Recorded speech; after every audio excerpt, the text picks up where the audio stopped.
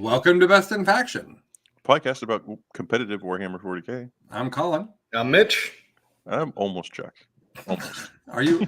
What percentage of Chuck are you today? I'm like 30% loaded right now. 20% or more will be soon. You're not quite up yet. You're not quite up, Chuck. No, God. What's up, Chuck?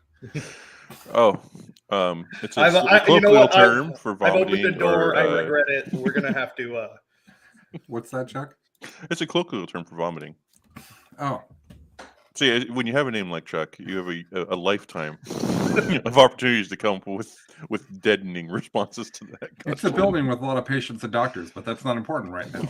Yeah. All right. So, good morning, everybody. Welcome to the Best in Faction podcast, episode 117. That seems like a lot. It does seem like a lot. Yeah. We have been gone for a month. I don't know if you guys do that. That sounds about right.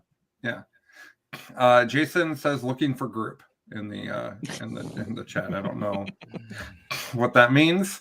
Are you a mage? We seem short of mage. So I'm short a healer right now. Always could use a healer. Okay. All right. I'm of the opinion healers should just drop everybody else and just make groups on their own. I think that's probably true. Shout out to the Frontiers crew. You don't even know. Jason doesn't even know what show he's watching. Do we know what show we're doing? So yeah, we've got Jason super baked in the chat here. Okay, so good morning, everyone. Mitch, what's new with you? Anything fun? Man, I don't know. I'm tired. No, I mean everything's good. I haven't done anything 40k related other than build just I'm gonna burn it now. A fuck ton of Space Wolves lists. Mm-hmm. It's just been non-stop Space Wolves, wall to wall Wolf Guard, like Fenrisian wolves, just in the fields, just everywhere. I can't stop writing Space Wolves lists. They all have Wolfguard Terminator friends? They all have 30 Wolfguard Terminators. Absolutely. No, I mean like each little squad needs one too. So you only really want to do that for the long fangs. Oh, okay. The reason for that is the normal Wolfguard Terminators cannot take missile packs, which sucks. So they can take storm shields though, right? Yeah, but I'm not. So the things you want to take in Space Wolves are either very fast or very durable, or both. In the case of Thunderwolf Cavalry now. I like that we've totally derailed the show already, and we're just gonna. I'm going to put on a seminar here for Space Wolf list building. Every episode comes with one Mitch rant about Space Wolves or Imperial Guard. He's just doing it now. Yeah, no, it's so everything got so cheap that 30 Wolfguard Terminators are now just it's 1,040 points, I believe, and that sounds like a lot until you're like, wait. Every single one has a combi plaz and a thunder hammer or a storm shield, and you have 2 of the missile launchers per squad. And you can have combi plasma and storm shield. That's the ability. That's a thing. Yeah. Weird. Yeah, you can. So you take you just take a few of those, and then everyone else is thunder hammers or wolf claws and combi plaz, and then you have 2 guys with missile launchers. So with 3 squads, you have 6 of those missile launchers. That's 12 crack missiles. That's pretty effective with core. And Logan being only 140 points now, just handing out rerolls like it's Christmas. Yeah, it's a shooting army that if you touch it, you die. Which is very cool to me. Great. Chuck, what's new with you? Well, Fine.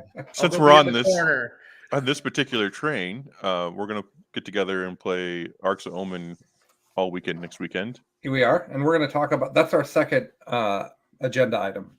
Well, I'm like 2 stages behind the Orc meta on what I actually have in my collection. 2 stages behind. Yeah, I thought you owned everything. No, Orcs is actually much smaller than my Chaos collection.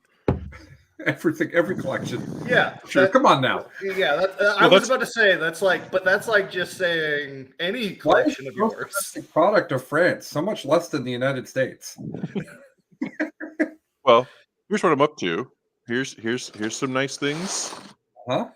This box full of knobs and commandos. Okay. I was really expecting something different from a box full of knobs, but yeah. Aren't all of your commandos supposed to be in barrels? I have one squad in barrels. Okay. I got this guy. Like, I have produced something like 70 infantry and 2 battle wagons, and got them primed and at least one color on them, so that they can hopefully tell them all apart on the table. And you didn't have battle wagons? I could have sworn you did. I had 2. One's a gun wagon. One was a regular death roller one. So I needed 2 more. Okay. And then on top of that, I've been playing RTTs, which funded the battle wagons, which is nice. But yeah, I was trying to game with Hank yesterday because there was an RTT up here by me, but it was it was LVO prep. Mm-hmm. But it was LVO prep with guard, which so Hank took his 11 Russes up, yes. And he's like, sorry. I have to go. He's like, I have to go spec this RTT, and I said, why? And he's like, because Magic the Gathering is really expensive. Yeah. And I said, okay. Him and I've been doing the same RTTs, and he's been buying singles for his commander deck, and I've been buying orcs. That's great. Just doing the tour. Well, I did something significant yesterday. I airbrushed for the first time. Oh yeah, I saw the picture. Yeah. How was it? Fine. I'm a little concerned because the purple that I was promised was the correct purple from my notes sure looks a lot darker than the purple of everybody else in my army, but we're not going to worry about that right now. My wife has been the one that did all of the airbrushing, and I have not learned, and she is way too busy to help me. So I've got all this unpainted plastic that needs to be base coated with the airbrush before I can paint it. So yesterday I learned how to airbrush, and now I will be a force to be reckoned with as I paint 15 aggressors and several other things. Oh, and a Judicar, who I've never painted before. Judicars are rad. Yeah.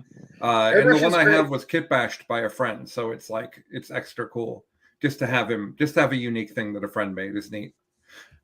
Airbrushing is probably 80 to 90% of all of my painting at this point. When I paint something, it's just so good. And 80% of airbrushing does appear to be cleaning the airbrush. Yes, that is why I sold mine. So there are a lot of tricks to reduce that. Are you using an oil to lubricate the needle on the brush? Well, it wasn't my airbrush, so no. Okay, so that's going to be step one. Jason was here, and he was showing me how he airbrushes. So yeah. I wasn't really in the place to be like, you should do this differently. Yeah. So you're going to want to get some Badger needle oil. If one container lasts you forever, you dip your needle in that every time before you put paint in. It keeps it from sticking to the needle for a lot longer. Oh. And then I'll set you up with a couple different squirt bottles for your Windex and a few other tricks. Most of all of my tricks are related to Badger airbrushes because I find them much easier to work on than Iwatas. But yeah, I can totally make this easier for you. Yeah. Well, it was pretty darn easy. I am again concerned that I have painted my people the wrong purple, but there's not a lot I can do about that now. There is. You can just brighten it up. You have an airbrush. You can just layer. That's fair. That's true. Okay. So that's other than that, I'm preparing for next weekend like Chuck is. Neither Chuck nor I are going to LVO. Frankly, it's really expensive, and neither of us are super excited about the end of that rule set. So we just thought we'd stay home, and that's fine. Like we've talked about before, Frontline Gaming has made the best decision they can in a complicated situation. Yeah. So we're not calling them out at all, just that LVO for us, for Chuck and I, who aren't chasing a lot ITC-wise, just didn't make sense this year. I expect we'll be back. I suspect we'll be back next year. Certainly we'll be traveling in the meantime. I've talked to Stephanie about the fact that my lack of 40K travel has really bummed me out. And so we are making that a priority for this year, that I get to actually go to tournaments rather than canceling on Chuck like 24 hours out, right, which I did like 17 times last year. Just August till now. Right? So Yeah, so I want to travel a lot more. I want to do a lot more 40K. I'd like to get my chops fully back. I would like to be a menace in the Pacific Northwest again because I enjoy that. So I've been thinking a lot about that. I am getting ready for LVO. Yeah, you are. When I say getting ready for LVO, that just means packing. Otherwise, pretty ready. The FAQs and stuff are pretty much locked in. We don't expect any more surprises. You knock on wood, fingers crossed, like whatever other prayers you like, whatever deity you worship, pray for us. That nothing else changes. Yeah, I'm excited. We have expanded the judging crew. It's the largest it's ever been. We've got more representation from every area of the country than ever for kind of coming together for one giant event and trying to put on a really professional and regimented judging experience. And so I'm excited from that side of it. Getting to I know that everyone is excited for how they're going to do and what lists and meta, and that's all going to be really cool. I know I'm going to be at the top table watching it happen, so I don't have to worry about it. I'm just going to be there. Mm-hmm. And what I worry about is making sure that everyone else is going to still have a great time, because the top players are degenerates. They're going to be there no matter what. Got to make sure that every person is having a good time. So if you are at LVO and you want to say hi, I will be the judge in the suspenders. It's a purple shirt and suspenders with a hat. It's not hard to spot. But so if you want to say hi, I may or may not have time to talk to you if I'm getting called over to a actual table. But please, please, please, if you are having a question, if there is confusion, if you are at LVO, just call a judge. Just call a judge. We are here to help you. We are here not to take sides, but to reset the game state so everyone is clear going forward. Make sure your rules are open. Even though we have the largest team we've ever had at LVO, we are still vastly outnumbered for the number of calls per judge. It's just not possible to change that ratio too much without it becoming vastly expensive. So have your rules ready, know what your specific question is. Or if it's more complicated than that, my biggest advice is if you feel tension building and you're having rules questions, call a judge before it becomes a big deal. Don't blow up. If you blow up, you're going to look bad. Call a judge when you're still calm and you still understand and you can still articulate what you're frustrated about. Hey, he keeps measuring in this way. Is this an okay way to measure? Or, is there a consistent way? What is the deal here? Maybe I'm misunderstanding. Just present it that way. And the judge is going to reset it. It's going to be fine. If someone takes offense to that, they were already going to give you a bad game and you've gotten the clarification you need and move on. But chances are they're going to go, oh, I didn't realize that was a problem. The judge is going to be professional about it. There's no shame in it. Just call a judge. It's easy. Sorry, that's my whole spiel there. I think it was an important spiel. So first, okay, so here's the agenda for today. We're going to talk about LVO. We're going to talk about our expectations for LVO and also LVO travel tips, because we've all done it a bunch of times. Yeah, that's true.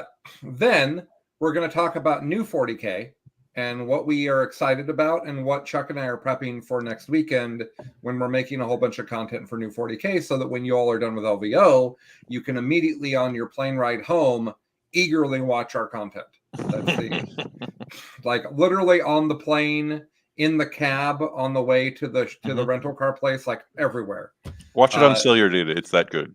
Yeah, exactly right. If you have a little projector, maybe share it with everyone. Oh, that's true. Yeah, the other people on the plane are going to be super excited about that. Yeah, everyone's going to Vegas for LVO when you're flying there. That's Definitely. right. Vegas is such a small city that we really take it over when LVO is there. We run that town that weekend. Yeah. And then after that, we're going to tell some stories, provided there's time, about 40K.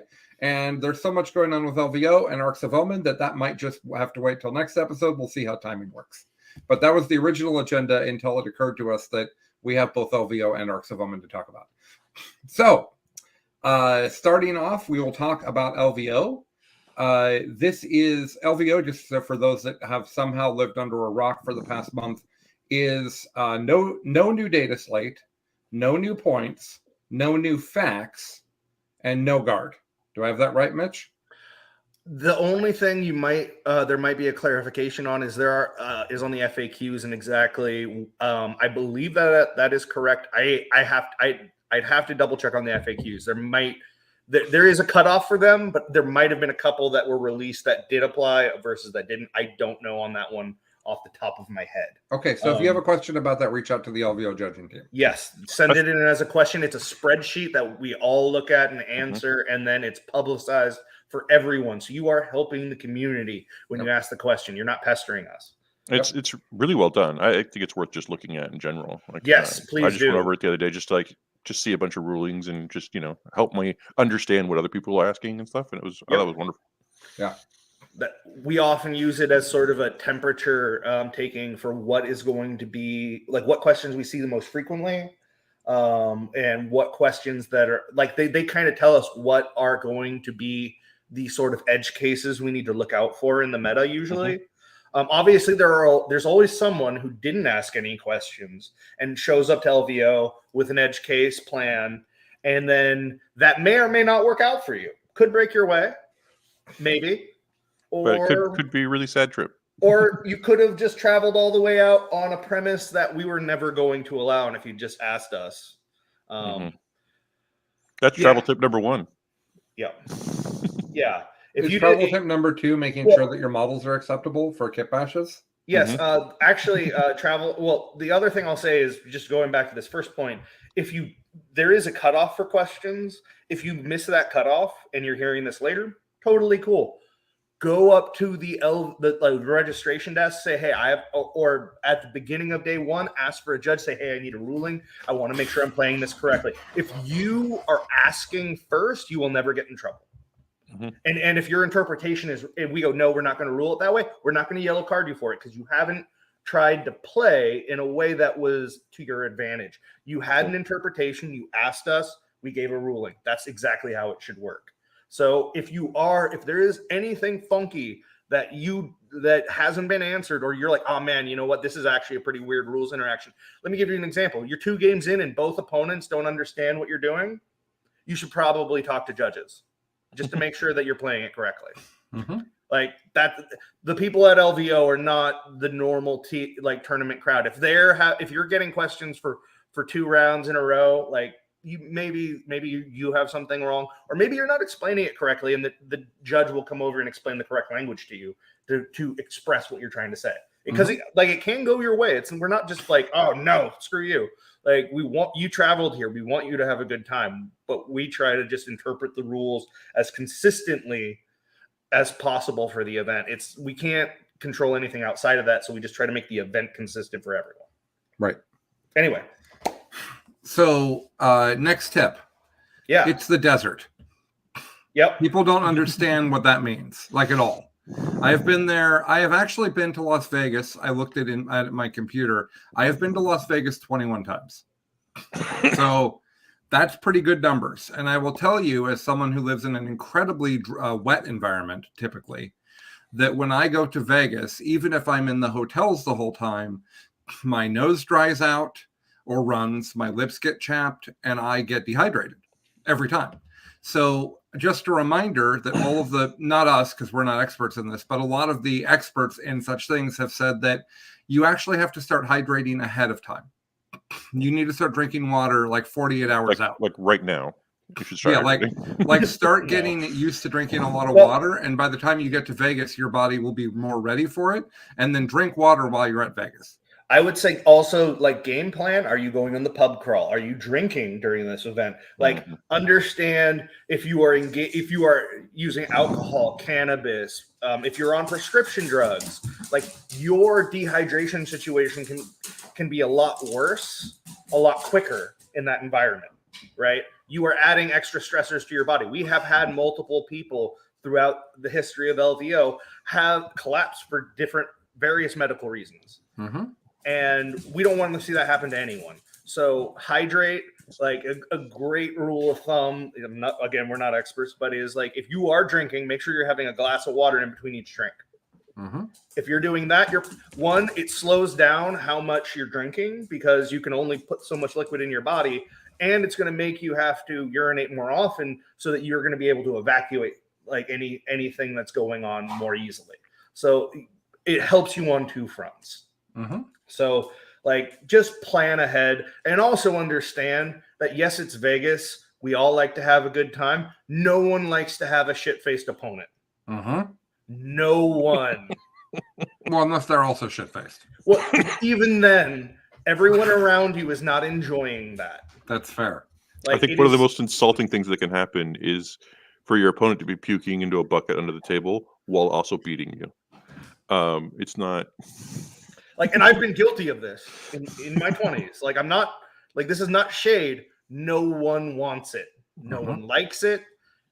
Don't do it. And that's again, that's cannabis too. Like if you are stoned out of your mind, it is not a good time for your opponent when they have to continually explain the rules to you 3, 4, 5, 6 times. Like that isn't like, I get that you're more relaxed, but you're actively impeding someone else's vacation. Find a middle ground there. Like you need to be functional. Anyway. There is no acceptable reason for you to not shower while you're there. Also true. There is no reason why. I'm not interested in, I didn't get enough sleep. I'm not interested in any of this BS. There is going to be 1,000 people in a room together. And some people are very, very sensitive to people reeking badly. I'm one of them. So you really need to take care of yourself. You need deodorant. You need to bathe. I don't care if you're 20 years old and you don't think you sweat. Everyone needs to bathe while they're there every day. It's hot. It's tiring. It's sweaty. Just, Chuck and I, we actually have figured this out at a professional level because we shower at night and in the morning because you get so sweaty and gross that you take a nice shower to relax. You sleep really well. You get up, you take a nice shower to wake up. Now you're ready to play some more 40K. That's tournament showering. That's tournament showering. And we don't do that at every tournament, Chuck, but I bet 75%. Anything that's making me work, absolutely. Yeah.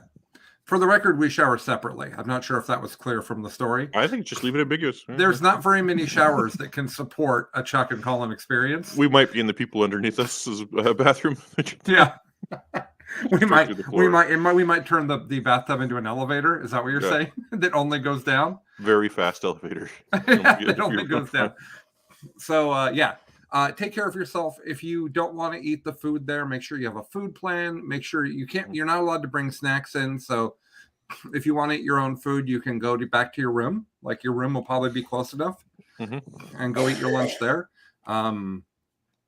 Other than that, I think just be really careful with your mental health and the mental health of others. Next tip: socks. Okay, we'll come back to mental health. Let's go to socks. I didn't realize you were going into mental health there. I didn't hear that. I'm sorry. Go ahead, Mitch. Let's talk about socks. No, socks. You are going to be on your feet all day. Bring a spare change of socks with you.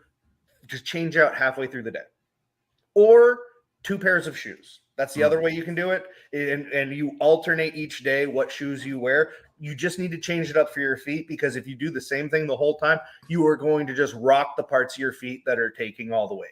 Yep. That's all. That's actually a thing that a doctor actually told me. I was living near work and I was walking to work every day and I hadn't done that much walking before and my feet got wrecked. And she said that if you're going to be walking every day, you actually need to have multiple different pairs of shoes and you need to rotate through them for exactly what Mitch said. Yep. I'd never heard that before. Yep. For hikers, that's why you have 3 or 4 pairs of boots. Not because hikers really love boots. It is that too, but you need different types of boots. Sometimes it's an excuse, sometimes it's a need, but both times it's good. Yep. But yeah, that's mental health. I'm sorry. And if your friend says that they don't have enough shoes, you can just give them the boot. Okay. So now we need the other thing to keep in mind. We lost Patreons there. Yeah, well, that's fine. It's actually not fine. I'm panicking now. I'm joking. Okay, so mental health wise, no matter how nutso or neurodivergent or struggling or anything that you think you are, there are people there that are having a harder time. The 40K community is incredibly neurodivergent. There is just a ton of that in the community. So please keep in mind that your opponent may be anxious. They may be having a hard time. This may be the most people they've been around since before COVID. They may be stressed because they really want to do well and they've never been at a tournament of this size. There's any number of things. Remember to presume altruism, which we've talked about a lot on the show. Presume they mean well, and everything will be easier to resolve. But make sure you're doing whatever you need and whatever they need. Like Mitch likes to wear headphones before a game starts to calm himself. I think that's a fantastic tip. If you're someone that gets overly overwhelmed and your round gets done early, maybe you go back to your room and just have some alone time by yourself for a little while. Like keep track of what you need, because you're not there to win over, you're there to have fun, right? Having fun is the priority, and you're not going to have fun if your opponent's miserable or if you're miserable. So adding to that, if you are experiencing the signs of that you know in yourself for a panic attack or some sort of episode or something related to any sort of medical issue, call a judge. Let us know what's going on. We are here to help you. We will make sure that we get hotel staff and services to take care of you. Even if it's just you need to step away from the table and drink some water and stuff, we can stand by the table, let your opponent play through what their movement phase or whatever while you take a breath. We are here to make sure you are okay and that everyone is having a good experience. If you determine that you just can't play with your opponent for some reason, it doesn't even have to be that they're doing anything wrong. You're just like, you know what? I'm too stressed out. I can't take this anymore. Let us know. We will resolve it. We will help you. We are not here to shame or to force you to be in a situation you don't want to be in. We want to help you facilitate a good vacation, a good time, a good play experience. So if you have any sort of need, feel free to call for a judge and just be like, hey man, I'm feeling a little dizzy, feel like the walls are closing in a little bit. I just need to sit down and breathe. We will make sure we can get you over to a place where it's quieter, where you're okay. We are not going to be like, well, suck it up, Buttercup. You need to roll some dice. Like, that's not going to happen, right? Like you're an adult. You need to advocate for yourself. But once you do that, understand that we will be there to make sure that you're going to be okay. The final tip I would give, and then we'll see if Chuck and Mitch have any more, is read your rules the night before. Like when you get to the hotel, get out your books and read everything relevant to your army. It doesn't matter how well you know it. I don't care. This is going to be a stressful situation. And also a lot of people lose their first round because they're having a hard time with rust or with travel or whatever. Or in the morning of is even better. Read your rules. If there's a stratagem you've never used before, try to think about a situation where you'd use that stratagem. Just prepare your mind for the thing you're going to be doing. And I do that every time, and it has been a noticeable increase in my performance. I've been doing it for like 20 years, so I'm all in. Like, yeah, it's just a way to get your brain ready without actually getting to play a game before.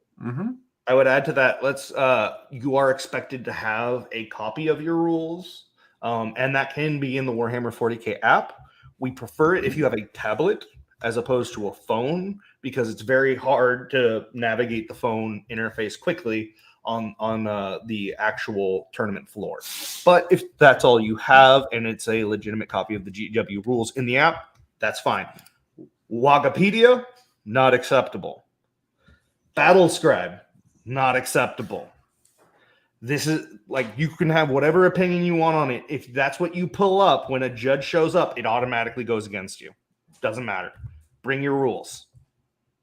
Bring a copy of your FAQs. If there is something that in your army that depends on that FAQ or interacts with that FAQ, you'd better have a copy of it. We can't be around trying to figure out which PDF we need to click on to find your rule. You need to have those rules. It's also, and that's GW's fault, but still. Well, no, it is. But if you're building a list that counts on something in an FAQ, you'd better have a copy of that FAQ. No, yes, Mitch, but what Chuck just said is really important. Oh, okay. You will not have internet in that hall. You might, but you should presume you won't. Yeah. Download it to your phone. Yeah, no. So anything you're looking for from the internet is a bad plan. Yes, no, you need to have it on, like, just have it downloaded, have it there, have it printed off is my preference.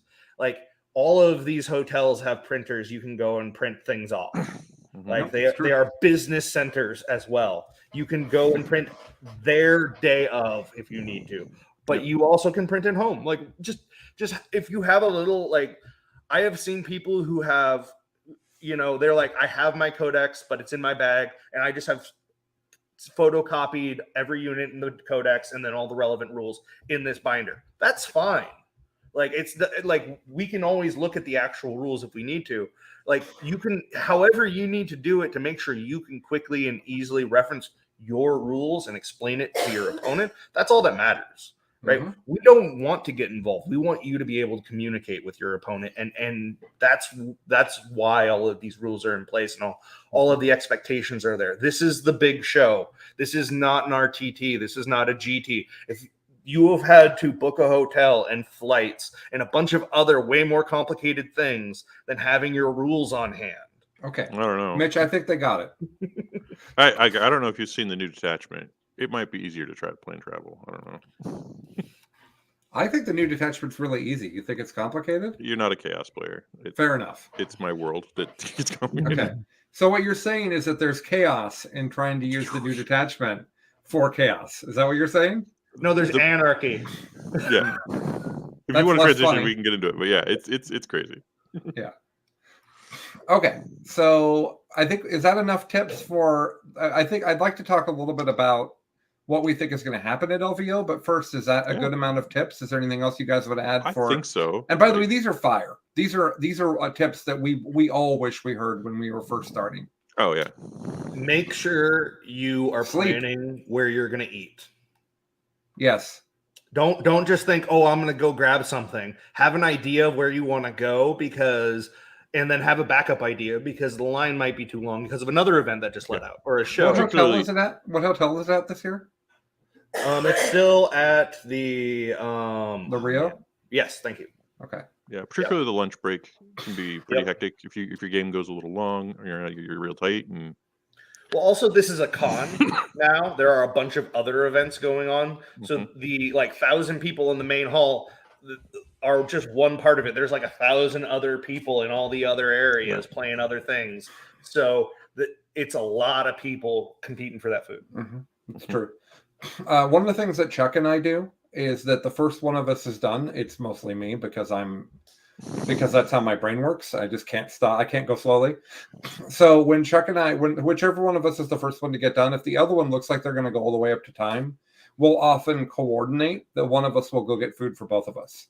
Yeah. We'll either go and get a table and we'll wait at the restaurant for the other person, or if food's allowed in the hall, which it's not in this situation, we'll just bring a sandwich back for each other. Try to have at least, you're probably there with your crew. Try to have like kindergarten, when you travel somewhere, try to have a travel buddy that you can kind of coordinate with and keep each other. You do not want to go through lunch and not eat, which is a thing that happens. Lucas went to the shadow round last year, I believe, without having eaten that day. I think it's a thing that happens. So, and he's like the ideal kind of person to survive that, and it was still rough for him. Yeah. So, yeah, real rough. So, anyways, make sure that you're organized on food. I think Mitch is 100% right. Yeah. Okay, so the next part's really hard for me because because Chuck and I are not going to LVO, I have taken my brain and I have dumped all of the information that it had about 40K from previously, and I have loaded up the new rules into my head, which is really helping with list building. But I do This Week in 40K every Tuesday morning at 7 a.m. Pacific. I do This Week in 40K, and I do talk about who wins every week. So I have a really good idea of what's good in that meta. And of course, if you guys want to check out the Stat Check guys, they've got incredible analysis data-wise on that meta that's only getting better every day. They've now teamed up with Goonhammer. Huge shout out to our wonderful friends at Stat Check. I actually talked to Anthony and Vanilla this week, and it sounds like they're doing a lot of really great stuff over there. So congrats to that. So Colin is me. I'm fictitiously famous. That's exciting. Ooh. I don't know what I said to have that be the case. Bring snacks to stash in your room. God, that's a good one. You're gonna get done playing, and if you're old like us, you're gonna want to go sleep rather than doing the pub crawl. And so when you go back to your room, you'll be in your room for several hours, and then suddenly your stomach will go, well, I'm actually hungry. So have snacks. That's great. Yeah, I cram every piece of luggage and bag and even my army container with kind bars. So I could just always have something if I need it. So I think rather than who's going to win LVO, because that depends a lot on player and matchup, let's try to talk about what we think will be in the top 8. Okay. I think that's an easier thing to predict than who happens to play better in the final few games, which we can't possibly know. Yeah. So what do we think list wise? Let's do list first, and then we can guess some players if we want. Yeah, I think with the boogeyman to start with, I think there will be Thousand Suns, and they will have flamers. Okay, and That's pretty Abaddon? much guaranteed. No, I don't think so. Most of the people are running because you don't need him. He's too many points out of the regular call. But that army has the ability to stand in its own deployment zone and score most of its points. And then it's very vicious if you get very close. It's weird. It plays a lot like a Sisters of Battle army, right? Where it's like I'm getting a bunch of points while I'm over here in this corner, and if you come to my corner, you come within 24 inches of me, I'm going to just unload. Yeah. And I think it's incredibly powerful. It's got a lot of the best units in the game before the new world. So I think it's a top contender. Which makes me nervous because I'm sitting on top Zeech right now, and that is a Zeech army. So if somebody wins LVO with it, they may not even have all 4 of their games for Zeech faction and just rocket right past me. Yeah, so we'll see. That's not good. I think that Emperor's Children is also a very real top 8. If we're just to stay on chaos for a minute. A lot of Europeans are coming in. I think Manny's coming. I think Stephen Box is coming. I'm not sure who all else. But especially in the European tournaments, Emperor's Children is a real menace.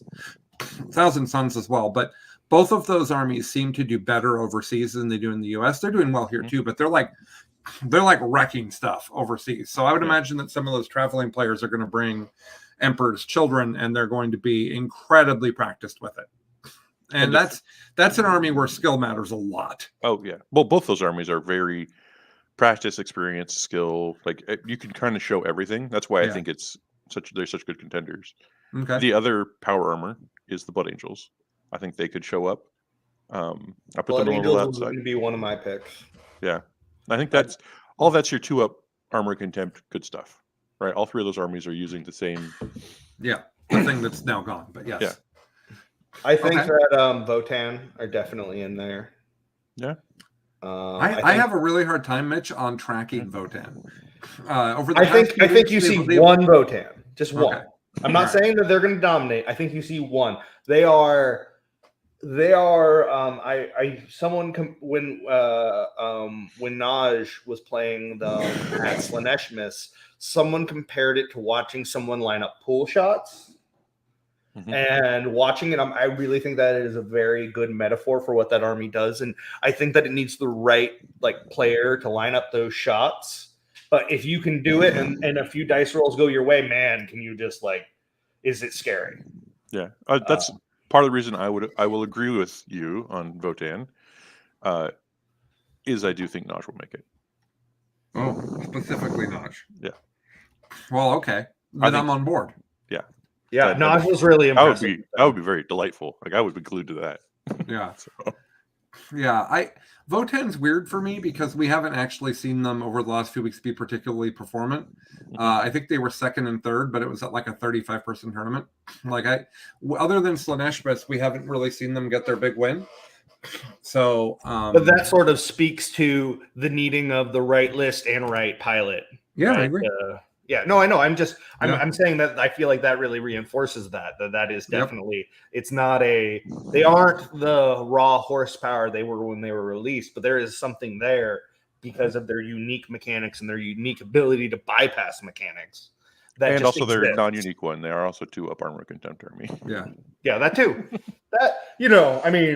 Fine. If you want to put a real specific point on it, I guess. Wait, is Votan losing armor of contempt? No, they have void armor, which is different. I believe that they were looking for a rule to add to Space Marines, and they were like, "Well, we're working on this void armor thing for dwarves. It seems pretty cool." And they're like, "Sure, yep, let's give that a 100%." Try. I think that's what happened. But they'll be the only whose horsepower is not in question? Harlequins. Yeah.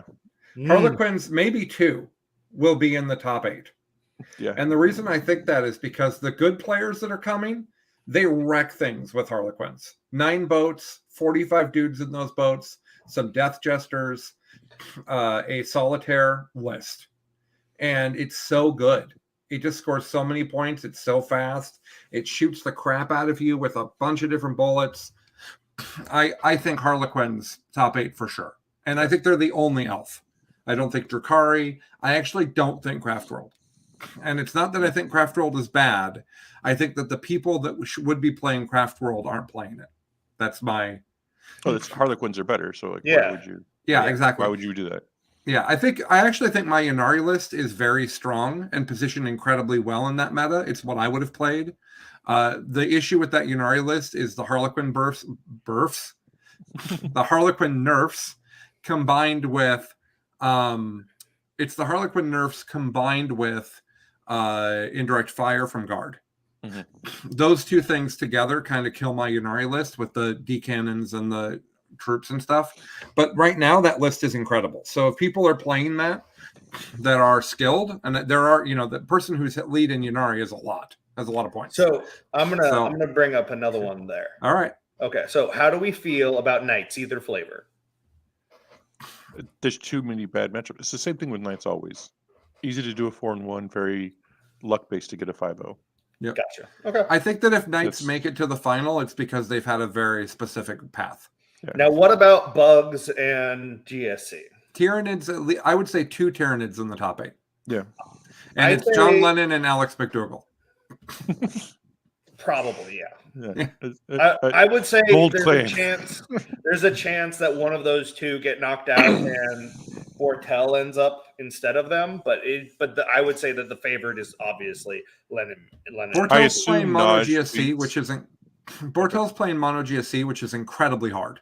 And so I'm, as much as I have faith in him, I don't think he makes the top 8 with it. What, Mitch? I watched him do it at Slaanesh. It's a very impressive list. Yeah, no, it's amazing. But I think that and this is no offense to Tyler if you're listening, Tyler. I guess you edit our show, so you're definitely listening. He's going to edit this right out. Yeah, right? I think Tyler's great. I think he's a really good player that's grown a ton in the past few years. And I think that GSC list is doing gobs to teach him what the skills that he needs to take himself to the next level. So if he made the top 8, I wouldn't be like, I didn't see that coming.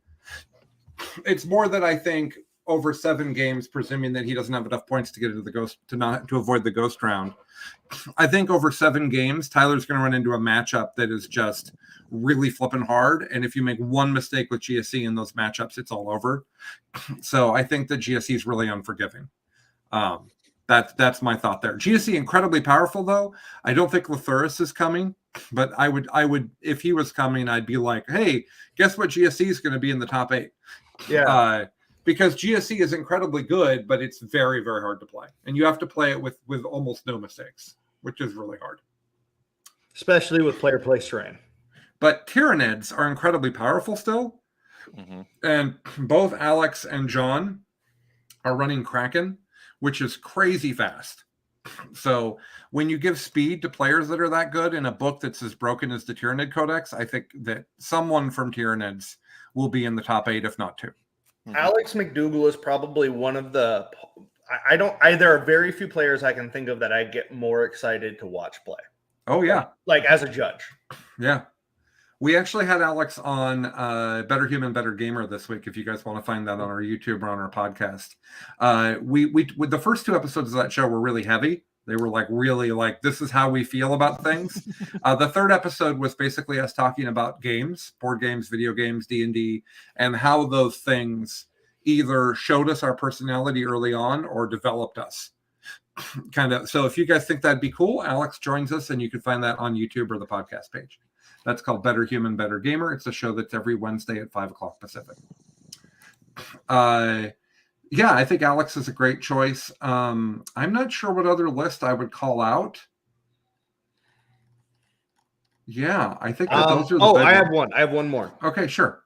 There's a very good chance of there being some AdMech list. Because everyone forgets that book is all of the FAQs were revoked. Yeah, but not for LVO.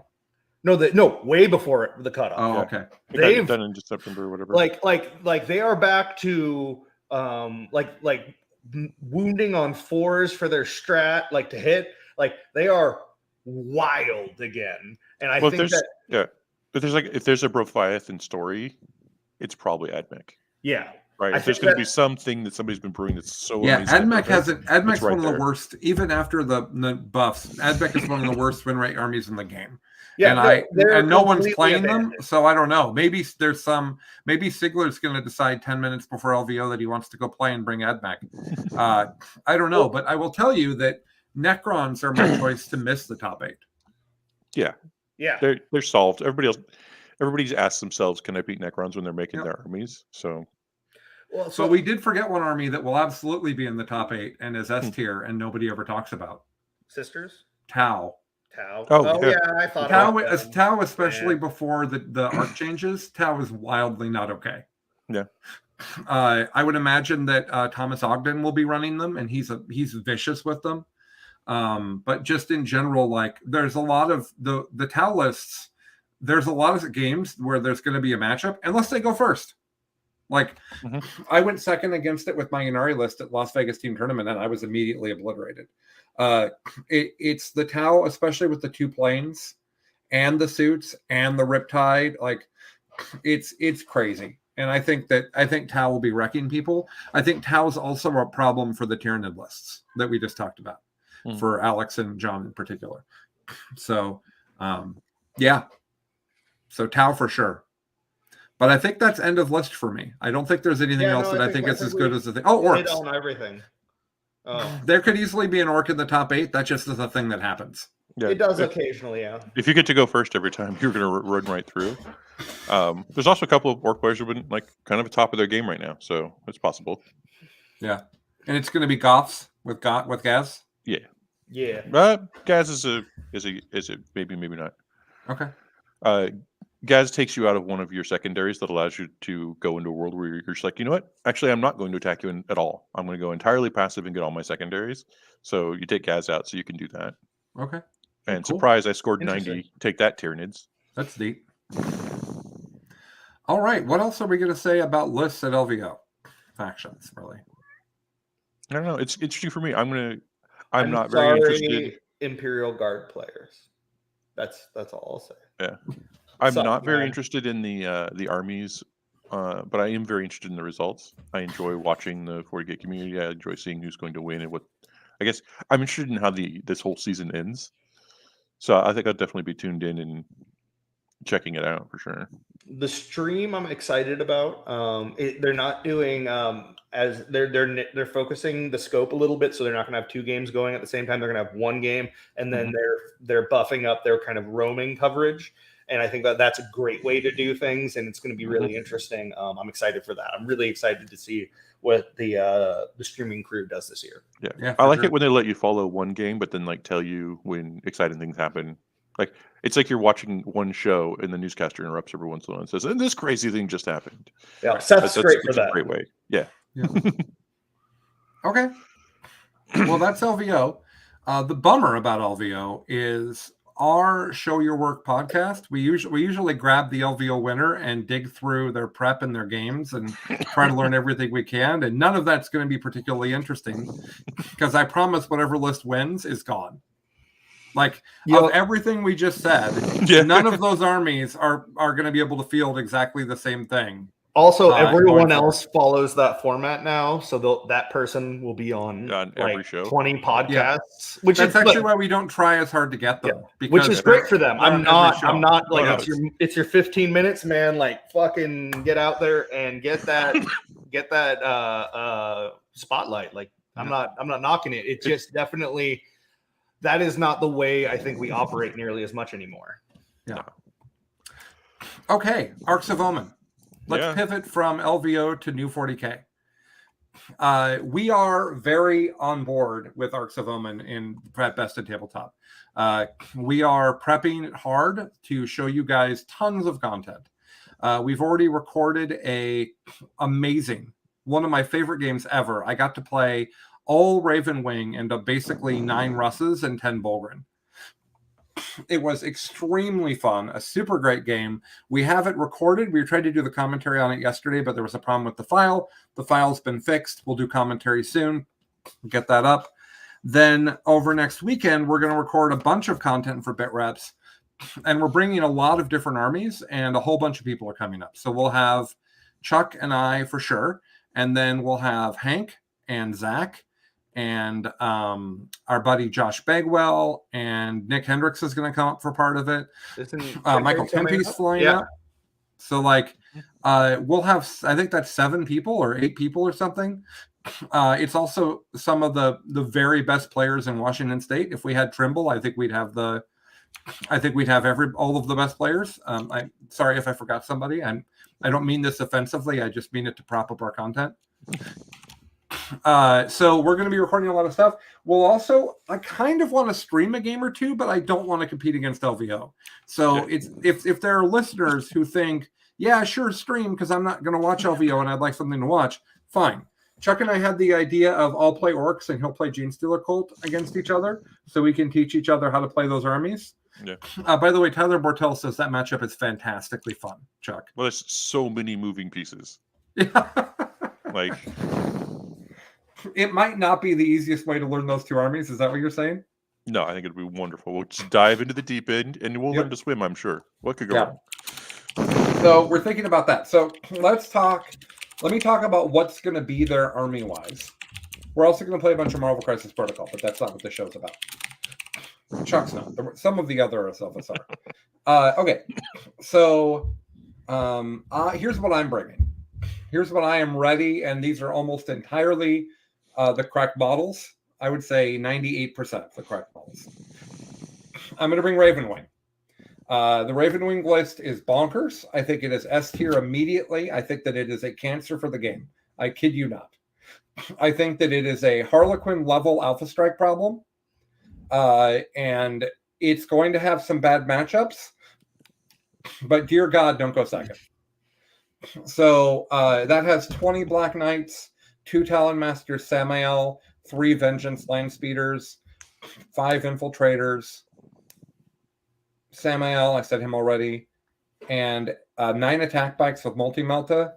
Did you get the 3 Vengeances? Those are important. And 3 Vengeances and an Apothecary on bike. It is one of the coolest things I've ever seen on the table. My first competitive 40k army was all Ravenwing. So this is really fun for me. So that's my first list. My second list, go ahead. That list is called Craft World Power Armor, in case people are concerned. That is definitely an Eldar list, pretending to be Marines.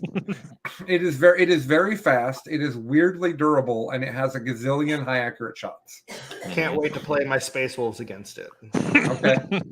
Well, those Space Wolf Terminators, the Space Wolf Terminators are wrecked against this list. They have to be on the table to get shot. Yeah. Why don't you just combat squad them, Mitch? Oh man, why you got a punch below the belt? That's not cool. Look, all us chaos players don't get combat squads. It's fine. Yeah. I'm going to tell you that I'm going to tell the listeners a number. 37. That number is the number of inches your Black Knights can go before shooting on the first turn of the game if you go first. So you can hide from them, clearly. So move blocking is a thing, is what I mean. Yeah, move blocking is definitely a thing. Like, I mean, they don't fly. No, they don't. But they do shoot 18. So yeah. No, I'm fine with that. No, and null deploy helps a lot because you can't pregame move them within 9. Like, there's lots of ways around it, but there's a bunch of armies that have no answers for that. Oh no, and it's a really cool list. Is one of them. Yeah, it's really cool. I'm not knocking it at all. I'm just excited for competitive Space Marine lists to be bashing that are wildly different. By the way, I'm going to call it right now. Votan is going to be trashed by Omen. I think all the nerfs that Votan got was too much for how ridiculously offensive the game's going to be now. So we'll see. Nice thing. Maybe I'm wrong. I don't know Votan well. Just delete a few facts. It's cool. Yeah. So that's my first list. Anything else you want to say about the Ravenwing list? I think they sound super cool. I have a Space Wolf list that is very similar.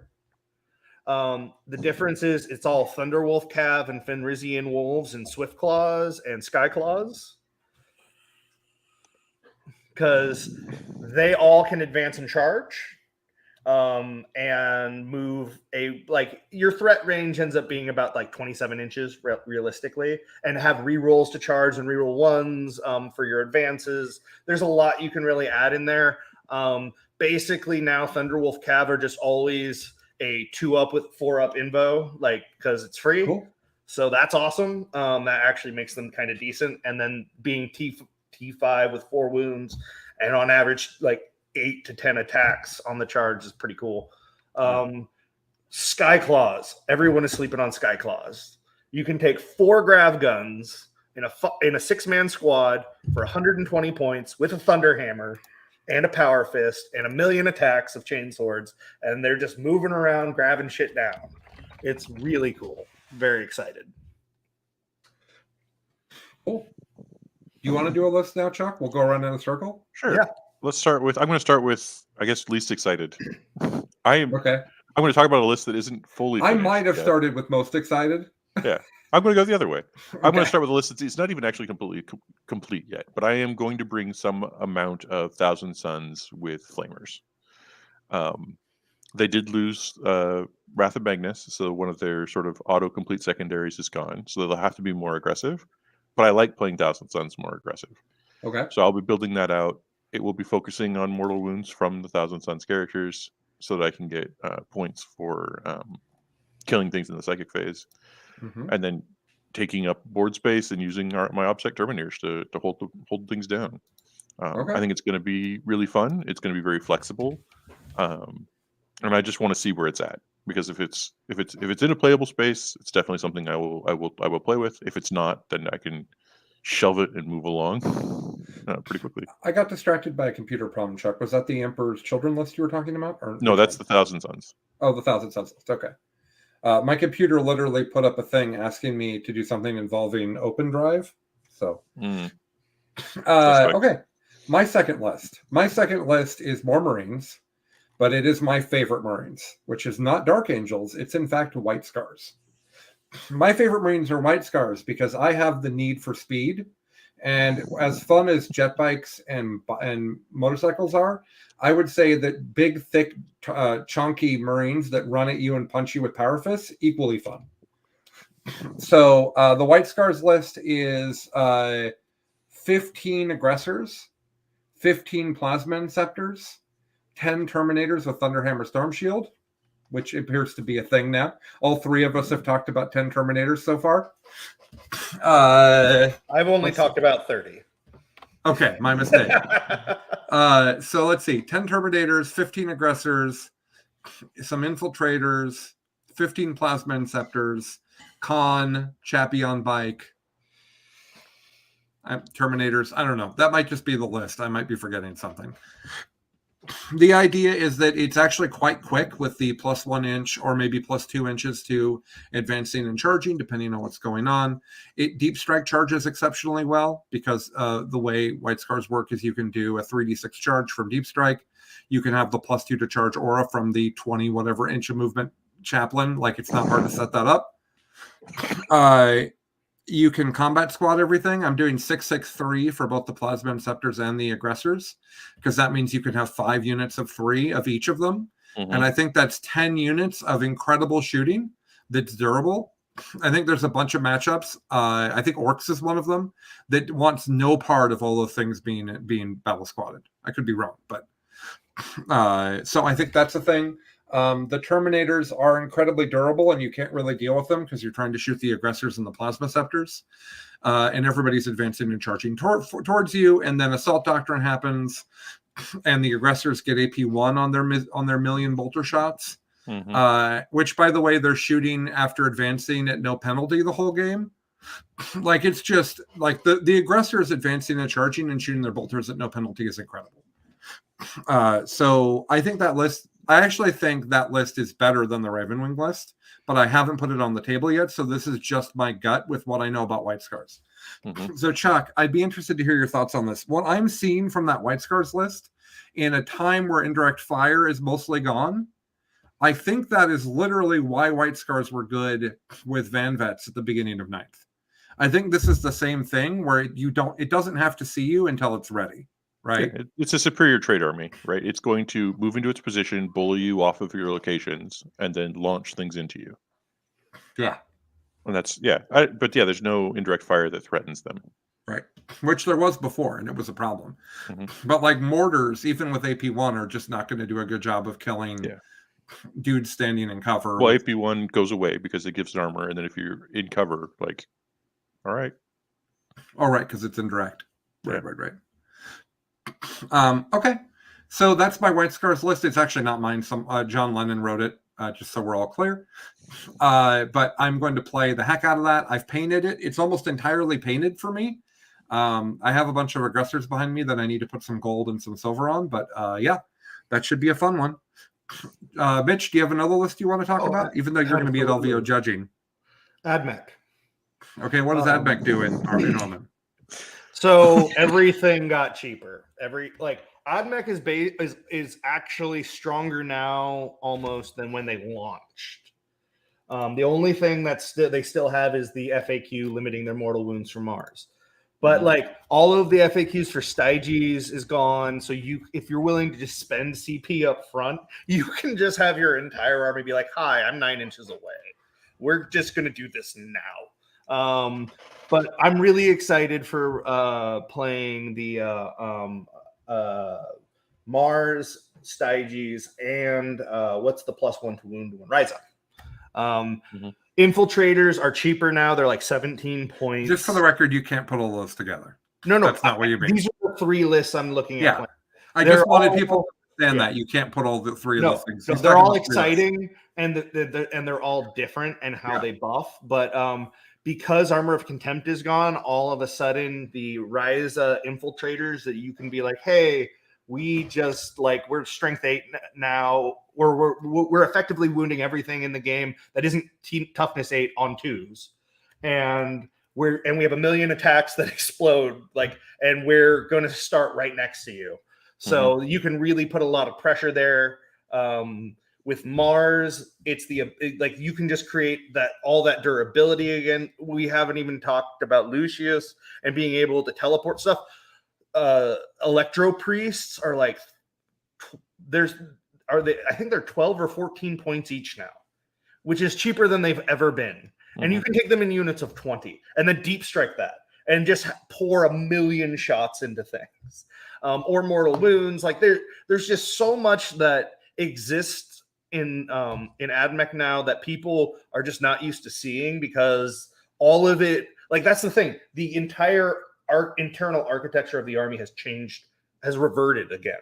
And people are not used to seeing that. And the tools that they have available for ignoring cover and removing stuff, their indirect fire tank is only 125 points now. And it's, strength 5, AP 1 or 2 damage. It's pretty decent for picking up some stuff you want to get rid of. And it has a million other shots. There's a bunch of different stuff that you can still do. And also AdMech has the ability to negate the -1 for indirect. So you can still you can get to hitting on 2s for at least one of them. There's just a lot there that I don't think people realize. I also think there's a lot of, they could take advantage of sort of the MSU ability to then also reinforce for free, or to put in reinforcements for free. I think they have very good squads for I'm going to put 5 servitors in shoot reinforcements, and your opponent is just I have to deal with that. It's going to come in, and I can't just let it shoot at something chewy in my army. It has to be, I have to screen. And they're in great shape for that. I want to clarify something that Mitch said. Indirect fire is a ballistic skill change, not a minus to hit. So you can't ignore it by ignoring penalties. I just if I can't remember if the character modifies the ballistic skill or not. I'll have to double check that. Probably not, but maybe. I guess there's a tech marine that makes somebody ballistic skill too, right? Yeah. For vehicles rather than +1 to hit. Yeah, there are ways to do that. So we'll have to. I'll look on that one. Yeah, I just wanted people to not hear that wrong. That's all. Yeah. But Okay. 3s is still fine. Well, I'm gonna copy you, Colin.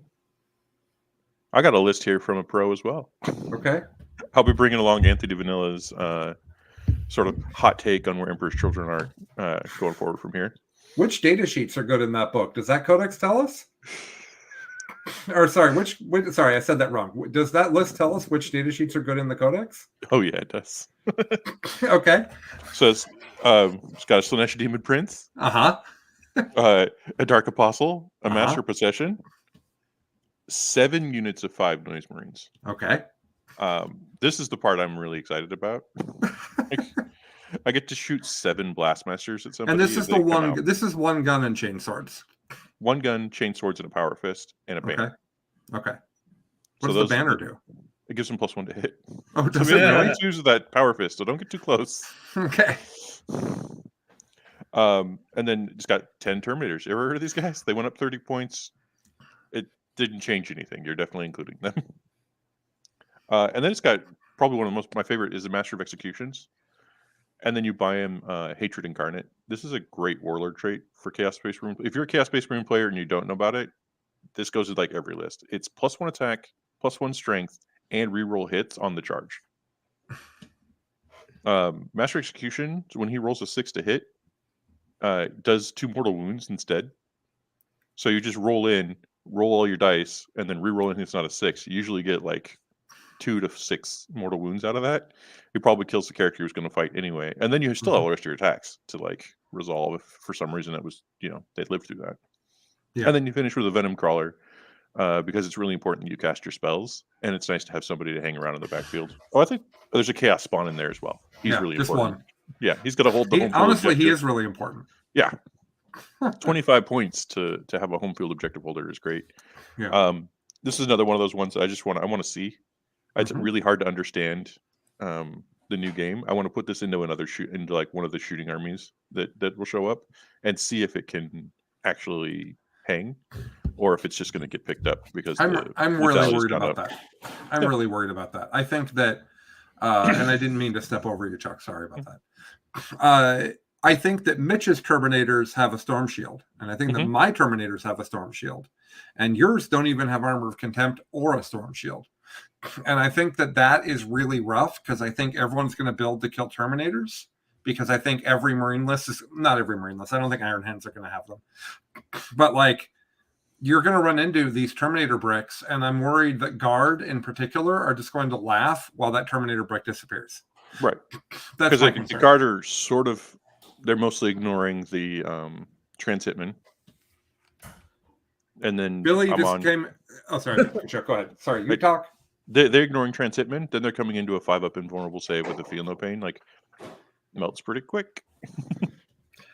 Billy says, if we're talking about exciting new stuff, has Mitch gone into Space Wolves?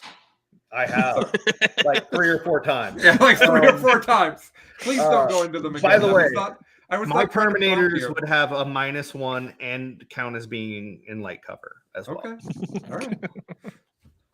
So I'm really worried about that for that Emperor's Chosen list, Emperor's Children list. Yeah, but maybe I'm wrong, right? Maybe they can use terrain and they can angle themselves, and maybe it's fine. I don't know. Yeah, we will see. Like also, a lot of the times with that army, it's not about the Terminators living; it's about how long they live, and do they deliver the Abaddon and the Prince? There's no Abaddon anymore, though. So like. Are you delivering something else? Like there's some serious questions for me. Okay. In playing that, so list number 3 for me. Gene Stealer Cult. For those that cannot see, my shirt says Levi's Jeans for Gene Stealers. I have 2 Gene Stealer Cult lists. They're very similar. I can't take credit for either of them. They're both from Alex McDougall and Tyler Bortel. Tyler's LVO list gets better post arc. Some free war gear, some points tweaks. He gets a little bit more stuff, and he gets more war gear on things. The bigger deal is that the rest of the game, the stuff that Gene Stealer Cult was really struggling against, is not quite as good. I think Guard is a massive problem, but my Guard list is the 4th thing I'm talking about for a reason. So with Gene Stealer Cult, I am excited about either 60 or 80 neophytes, either 3 bricks or 4. These bad bammer jammers can deep strike for free. They can come in 8 inches away. They can come in 3 inches. They can come in 6 inches away. They can come in 3 inches away. They have. Excuse me. I'll be right back. They can't be charged on the first turn. And they shoot real hard. And they're OBSEC. They are. And people come back to the unit from the Icon War, from the banners and the Icon Wars. And they resurrect. And they have a gazillion shots, and you're exposed, and they just obliterate you. And the rest of the list is, see, if you have 80 of those guys, you have 1 unit of 10 Gene Stealers that get to do the pregame move, because that's bonkers cool. And then you get 30 bikes. And the 30 bikes are just durable enough that they take the board. They do some damage. Like, they could do some shooting and some punching. So, like, if somebody has 5 infiltrators on an objective or 5 Eldar Rangers, like, that sort of stuff's going to be pretty easy for them to deal with. So they can kind of kill the fragile screens, and they can take over the board, and then they can drop the Neos in. They have a great secondary game, and they basically say, I have the entire table. I'm scoring points crazy fast, and my neophytes killed all your best hammers. That's what that list does. I'm extremely excited to play it. I'm even more excited to teach Chuck to play it, because Chuck's excited to try that, right? Yeah. I'll make a Chaos Cult. Yeah, because if he likes it, he's going to make it out of Chaos. Yeah, which is super cool. The other version of that list has slightly less bikes and slightly less neophytes to bring in Goliath Rock Grinders, which provide shooting and charging support. It makes the list more aggressive and not quite as good at board control. Sadly, I think that's wrong, but I love Goliath Rock Grinders, so I have to try it. But I think that list is actually just worse, because it gives you something for heavy shooting to shoot at. As a longtime Orc Horde player, which you're talking about sounds a lot like, yeah, you don't want to bring a vehicle. It will just get eliminated without them, there's nothing to shoot heavy weapons at. Yeah. So, very excited about that. I have a GT in February. The 4 lists I'm talking about are my 4 finalists for going to that GT. So how next weekend will go will help me with that. Do we skip you, Mitch, or do you have something else you want to talk about? I have plenty more. Okay, what's next for Roman for Mitch then? So we're gonna talk guard. No, don't talk guard yet. Please don't talk guard. I yet. have a specific guard list. It's nothing like anything you're playing. Don't worry. Okay, go ahead. How many ratlins you got? Problem.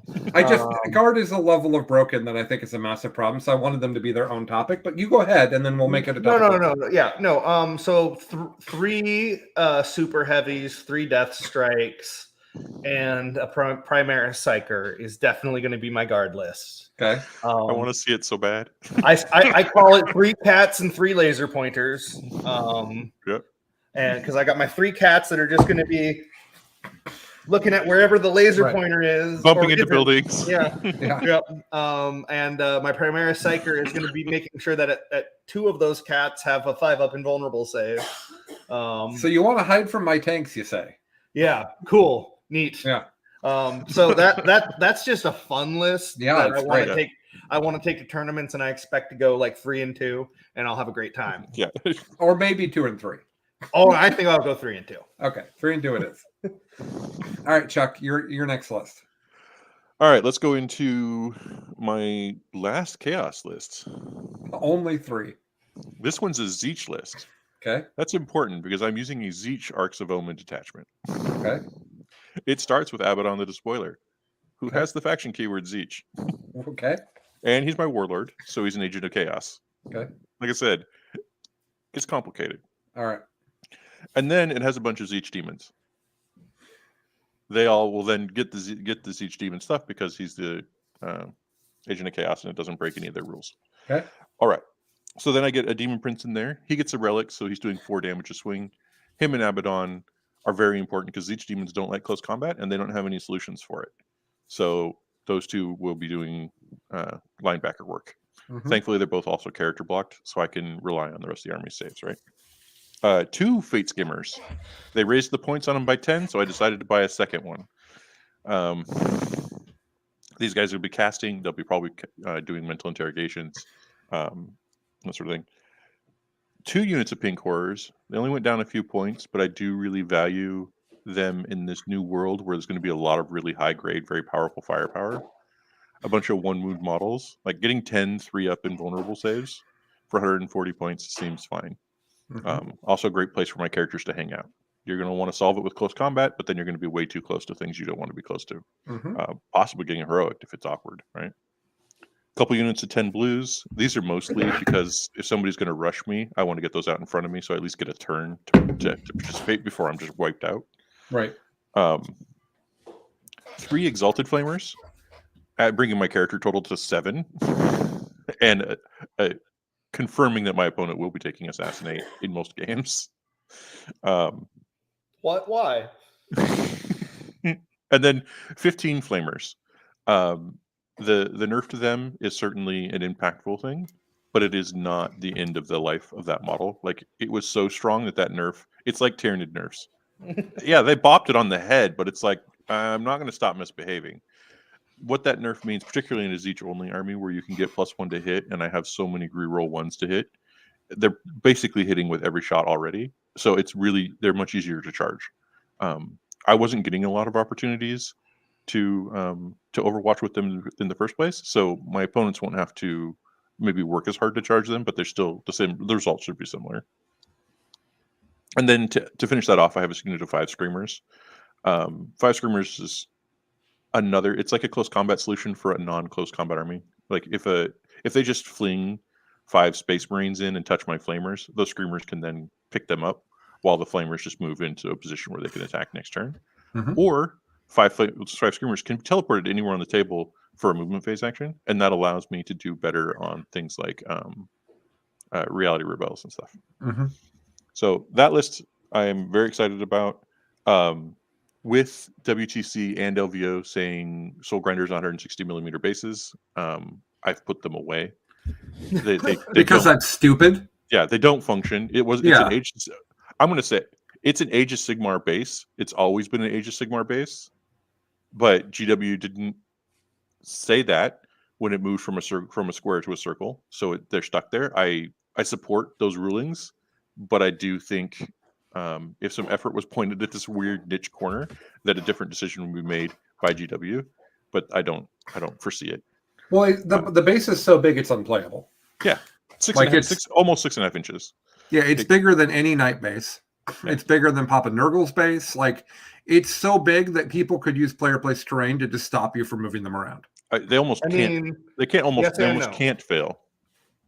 Go ahead, Mitch. He is so much bigger than a 4-inch gap, Mitch. Yeah, but so again, a lot of tournaments, like including all of Birds, allow you to move through those gaps even if you don't fit, as long as you don't end up in the middle of them. Yeah, but I think there is some. That is such a house rule, though. There's nothing in the game to support that. What I think is important for this unit to talk about it is that that's not actually the problem. You're not going to make it to the gap. Try to imagine a base that's the size of an objective marker, and you have to move it. It moves 8 inches. Fair enough. No, I get. And you got to go around a building. Imagine you can't, but you got to go around the building. You got to go 6 inches this way before you can even go 2 inches forward. Yeah.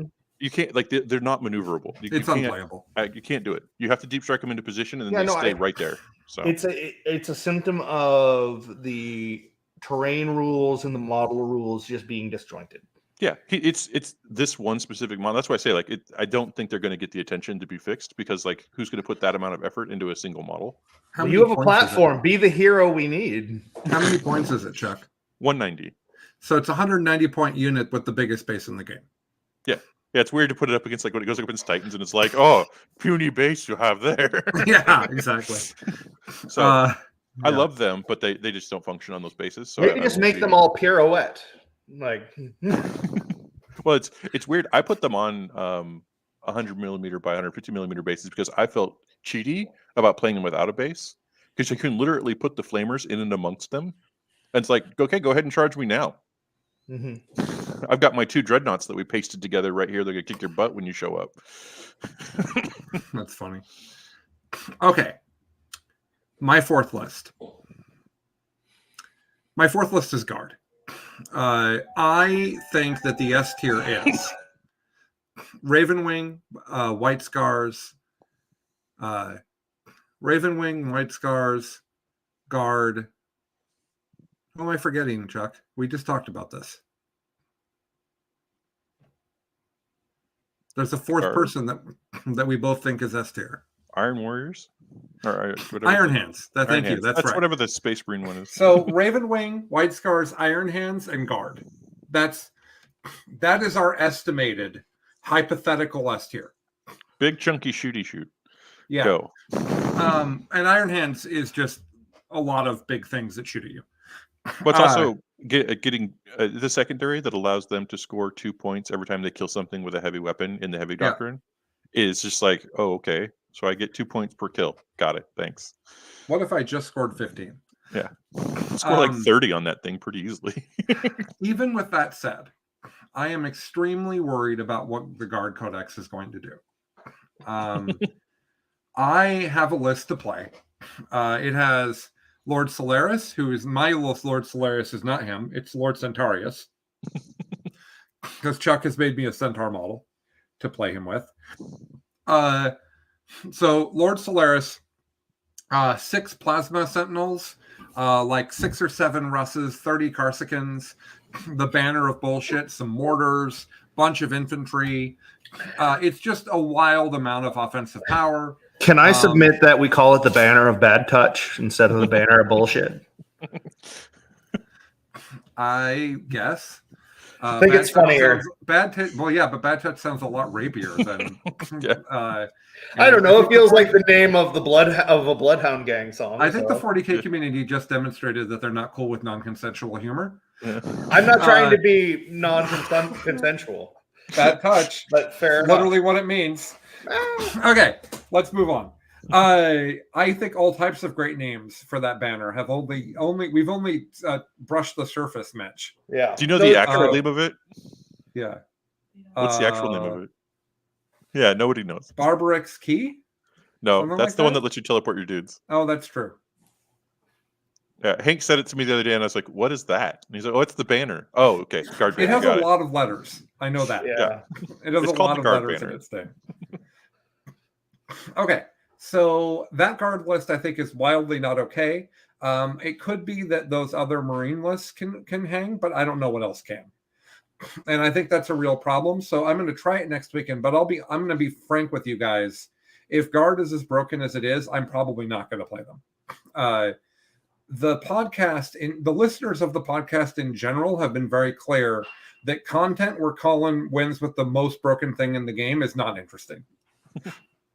So I think Raven Wing. So if I go through those and their weaknesses, okay, I think that if you have a lot of close combat, and you can get on the guard army fast, considering that the scout sentinels screen and they can make all of their infantry, and the scout sentinels have a 12-inch no redeploy bubble. If you can get to them, okay, I think you can make it happen. The rules for touching the tanks, where you the turret could. In the Raven Wing game, that was nowhere near as scary as I thought. If they have heavy flamers, charge with something that heavy flamers don't really do well against to hold the tank. If they have heavy bolters, they're hitting on 5s. Who cares? The turret then shoots on 4s at somebody. It is what it is. But like, you can just get in there and muck them up, and kind of gridlock the tanks and there's a game there. But I don't think that is a game for most of the armies in the game. I think in particular, I don't see what Chaos does. I don't see how Chaos has even remotely the durability to deal with that. Maybe I'm wrong about demons and the speed at which they can make it to guard. I don't know. But that's my real concern about guard. Going through the rest of that S tier, Iron Hands is a shooting army. So anytime you can out-angle them and out-math them, that's the game. Unfortunately, there's not very many armies that can do that. White Scars, I think, will get killed by speed, because the White Scars army is chonky boys that advance and charge, but they're all moving 5 before that advancing and charging. So if you have a really fast close combat army, I think Space Wolves in this case, Thunderwolf Cav. Yeah. Because you can move, advance, and then charge with a 2-up, 4-up, T5, 4 wounds. That's a really good profile for surviving guard shooting. And everyone forgets that there's a stratagem specifically for Thunderwolf Cav, Fenrisian Wolves, and Cyber Wolves that once one unit makes a charge to that unit, every other unit of that type of all those types can roll 3d6 to charge into that unit. Yeah, and they get you a lot of like touching. Like you can charge into that and you touch other can things. you consolidate. You get to add +2 to your consolidate and pile in with all of those units. Yep. As well. So they are very good at getting in and touching. The problem obviously being that you have to get there and you have to hide and then go around buildings with Thunderwolf Cav. But you don't have to do that with Fenrisian wolves. They go right through that terrain. Mm-hmm. So Mitch could be right. 100%. And this is a thing that we'll need to see on the table. I think Thunderwolf Cavalry are still bad. I've played against them a lot. They die incredibly fast to plasma, which is what everybody has now. Like the Guard Army is entirely plasma, almost entirely. Like it's got crap loads of high AP, multi-damage shooting, and these wolves can be, the wolves less so, but the cavalry can be easily move blocked, which means that I don't value them. The difference between that and the White Scars approach is that the White Scars army can deep strike at weird angles and still make the charge, which is harder for Space Wolves. So maybe it's fine. But I would much rather have aggressors and terminators that can go through walls than Thunderwolf Cavalry that can't. The main thing with the Thunderwolf Cav is the ability to, if they can go first, they can get into your lines turn one. That is their main ability. That is very appealing. All right. Okay, so and they are so cheap that you can let them be disposable units now. They are not expensive anymore. Right. I think if you could screen really well and you have a lot of shooting, the Scars army might be in trouble. And then for Ravenwing, they have bad secondaries. So it could be that the way you beat Ravenwing is that you hide and play the mission better than them. And maybe that's fine, right? Maybe that pulls them down to A+ or A-. I don't know. But that's my frustration with that list, which makes it probably third place for what I'll take right now. Just because, I mean, I have it all, so it's very tempting because there's like almost no hobby on it. But I'm really worried about its ability to have a matchup where it can't hit hard enough and it's being outscored. That's what I'm worried about. I think AdMech are nuts, and people are going to find out because like their Dune crawlers are just 100 points flat now, which is ridiculous. The amount of shooting that they can put out, like that you can get for like 675 points from them, and then you can just buy all the elite infantry you want and other stuff, is pretty crazy. I also think that people are sleeping on gladiators for Space Marines. It's the same thing. I don't think they're sleeping. I hear about that all the time. What we haven't talked about it yet. I think that I think that people don't realize how much shooting is about to arrive in the game. Is what I'm trying to get at. I mean, look at the list that we said was the S tier. Yeah. They're all shooting you. It's all shooting. Well, the White Scars are a close combat army, but that happens. All the Space Wolf happens to stuff shoot like 40 shots out of one guy. Yeah. No, I think Marines are crazy, but I think Ravenwing might be the weakest in those four, just because Oath of Moment, it can be hard for them. Everybody, Shock Tactics is hard for them. Everybody else gets to use those. So I just don't know that they're on the same footing. But their alpha is stronger than everybody else's. Nothing guard. The alpha. Like you can wait turns and turns and still move your unit 37 inches and shoot people. No, the 37 inches is just with pregame move. Okay. The bikes go 23 and shoot on fours, but that's with still full rerolls if you want. That's still very difficult for somebody to handle. Yes. Particularly elite armies. I think you're gonna give elite armies a really hard time. And it's 3 damage. Mm-hmm. So it's with distract. So it's 20 shots hitting on 4s with full rerolls. If you have a Talon Master nearby, it's strength 8 with a reroll, and then it's AP 4. It's AP 3 unless you're an Assault Doctrine, I guess. So it's often going to be AP 3 because that army stays in Dev Doctrine the whole time. But that's still a lot of strength 8, 3 damage, AP 3. Mm-hmm. And I think that Chaos Terminators, I'm not going to do the math, but I don't think that they survive that in enough strength to be a threat anymore. Well, particularly if the Chaos Bird doesn't go first. Right. If you hit them before they get their buffs up, and you're just like, and it's like, oh, okay. I'm playing without I guess that. the Terminators are dead.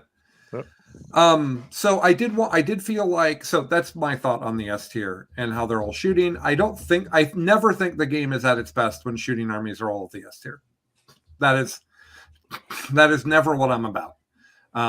So let's talk briefly about Eldar. I'm not sure how much Eldar I'm going to get to play next weekend, but I have made 2 lists. One list is a hail list. Exactly what you think. Tons of bullets. Dire Avengers, shuriken catapult bikes, shuriken cannon bikes, all the jank. Hail, can I math people off the table now that Armor of Contempt is gone? That's the question, right? The question is, Armor of Contempt is gone. Is hail strong enough? I think no, but we're certainly going to try it. I think getting Fire and Fade back for every turn is also really important to that. I don't know that the list has a CP to support that. That's my concern, but I think you're right. I think that's really valuable. I would say that you don't have the CP to support the other things you're thinking about. Okay, that's the most important thing. A unit of 9 jet bikes not dying.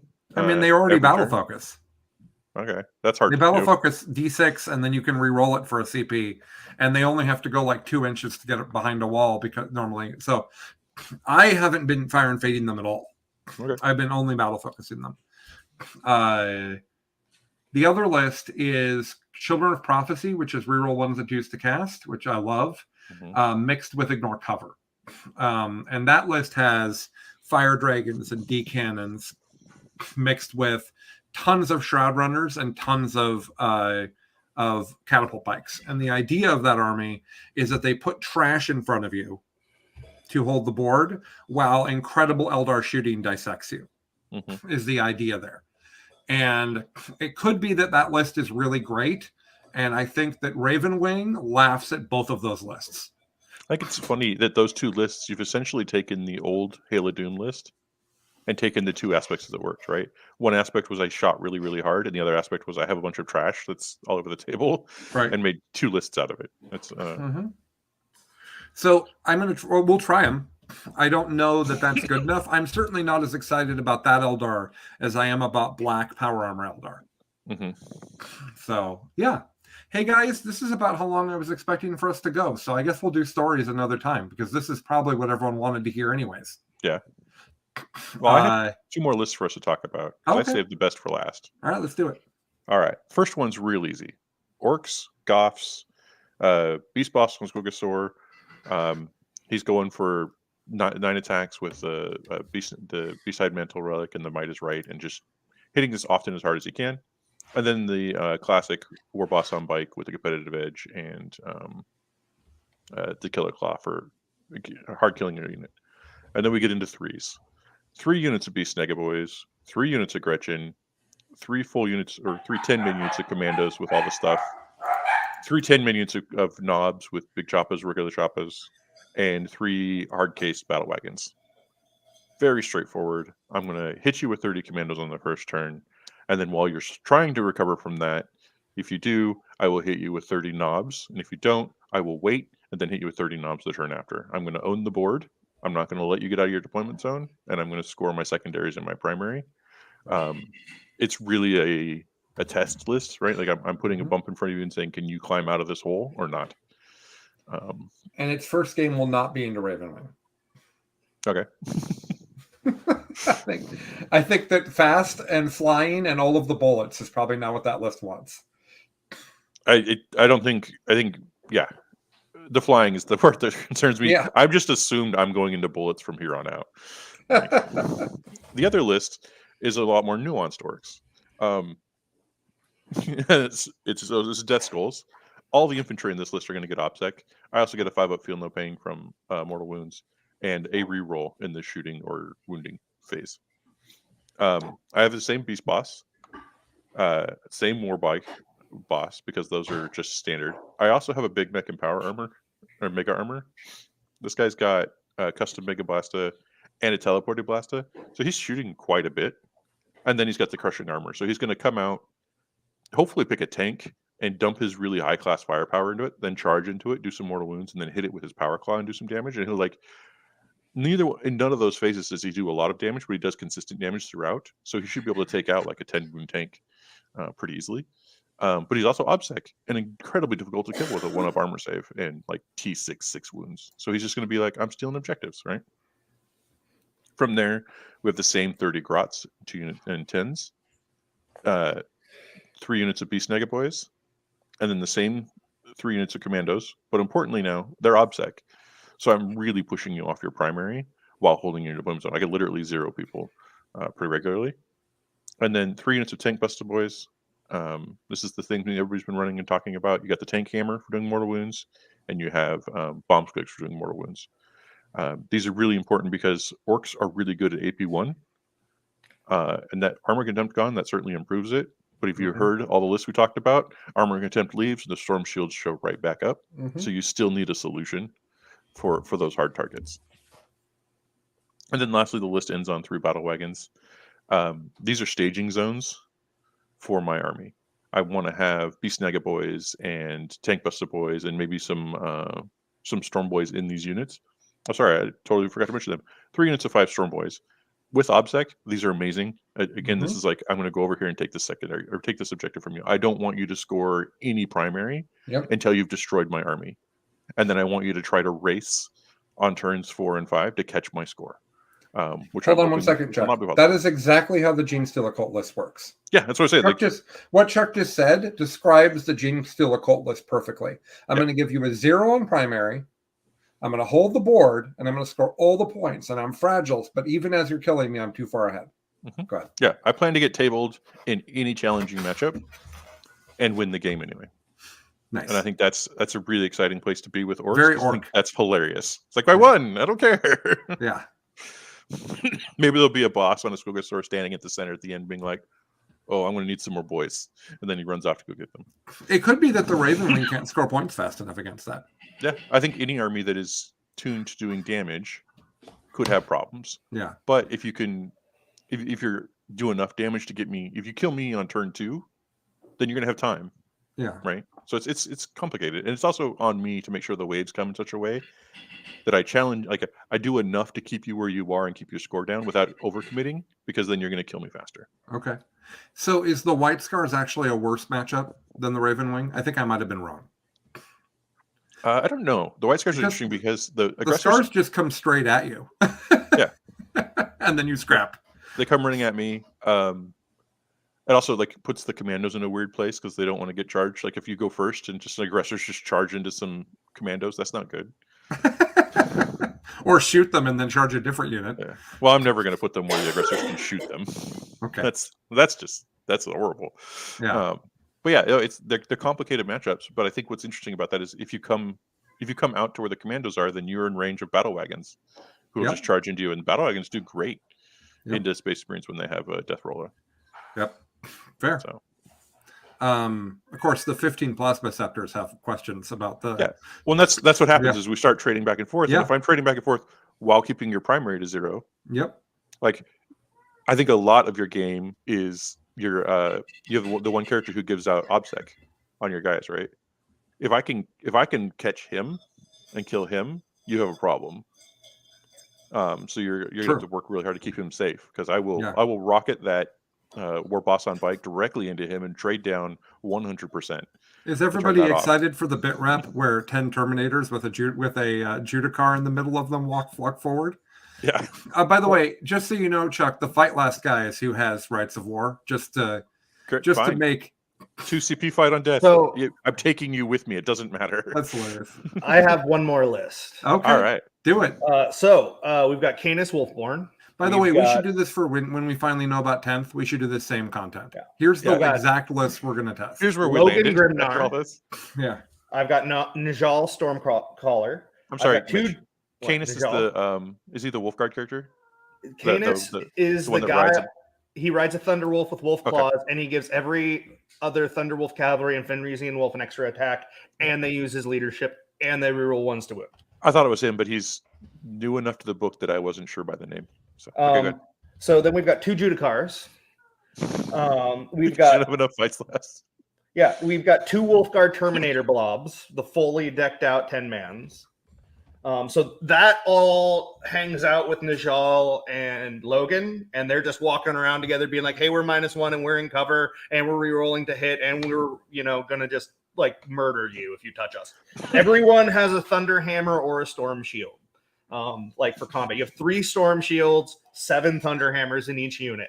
Do not mess with them. You will lose. Then we have 2 squads of 15 Fenrisian Wolves, 1 squad of 11 Fenrisian Wolves. These are the posse that forms around Canis Wolfborn, turning him into a Death Star. Mm-hmm. And then we have 3 squads of 5 Thunderwolf Cav, all with Wolf Claws and Storm Shields. So they each have like, I think it's, as long as they're near Najal, it's 9 or 10 attacks on the charge, all AP2, mostly re-rolling to wound, hitting on 2s.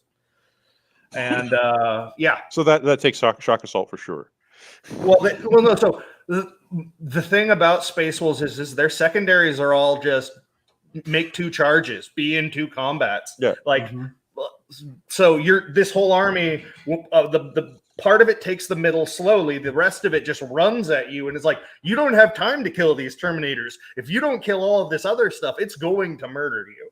Yeah, it's one of my favorite styles of durable lists is when you give your opponent something to deal with immediately because it's an immediate threat while you wear their army down. And then you're like, oh, actually, so I've gotten my durable thing into place now. Are you still in fighting condition to deal with this? Exactly. And they go, oh, no, I'm not. It's... Yeah, it's not, that list isn't, I don't think, super optimal, but man, is it going to be fun to play. I think that a lot of the times the Scars list, I think will actually send YOLO, the aggressors, forward, and the Terminators will actually hide and show up with the characters after you've dealt with all the aggressors. Precisely. Like I think both those orc lists I just talked about, that's the right thing to do. You wear me down to a point where I can't actually deal with the Terminators anymore. Right. They're just kings. Well, yeah, and the Terminators have so much shooting because, again, you've got 8 combi plas. You've got, 2 missile launchers each. So that's 4 missile launchers, 16 combi plas, like all re-rolling to hit. Well, no, 1 unit's Can you re-rolling. take good heavy weapons? Oh, no, they're Terminators. I like the crack missiles. They're fine. I hate them. So bad. Also, we haven't talked D6 about damage sucks. AP2 sucks. AP2 doesn't suck as much anymore. Strength 8 also sucks. I think AP2 is fine into vehicles and stuff. It's also AP3 round 1. That's true. Oh, sure. Guys, I'm actually out of time. I'm sorry. Oh, me too. I've got to get going here. Guys, this was a lot of fun. We are going to test excessively next weekend.